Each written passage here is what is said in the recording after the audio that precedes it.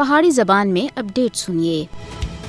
پاکستانی وزیر اعظم میاں شہباز شریف ہوراں سن اقوام متحدہ دی جنرل اسمبلی دے 77ویں اجلاس تھی اپنے خطاب دے دوران کشمیری عوام دے اتے بھارتی بربریت کو بے نقاب کیتا ہے۔ پاکستانی وزیر اعظم سن آخیا ہے کہ تنازع کشمیر دی اصل وجہ کشمیری عوام دے ناقابل تنسیق حق خود ارادیت تھی انکار اور جنوبی ایشیا وچ پائیدار امن و استحکام تنازع کشمیر دے منصفانہ اور دیرینہ حل دینا مشروط ہے۔ پاکستانی وزیر اعظم سن اقوام متحدہ دی جنرل اسمبلی وچ اپنے خطاب دے دوران آخیا ہے کہ 5 اگست 2019 وچ بھارت تے غیر قانونی اور یک طرفہ اقدامات سن امن عمل دے امکانات کو بہت زیادہ نقصان پہنچایا ہے اور علاقائی کشیدگی کو ہوا دیتی ہے۔ انہوں نے آخیا کہ کشمیری عوام دے خلاف بھارتی جبر دی بے رحمانہ مہم مقبوضہ جموں کشمیر وچ بڑے پیمانے دے اتے شدت تے بدی جا رہی ہے اور بھارت سن اپنے لکھاں فوجیاں دی تعیناتی کو بڑھا دیتا ہے۔ مقبوضہ جموں کشمیر کو دنیا دا سب تے زیادہ فوجی تعیناتی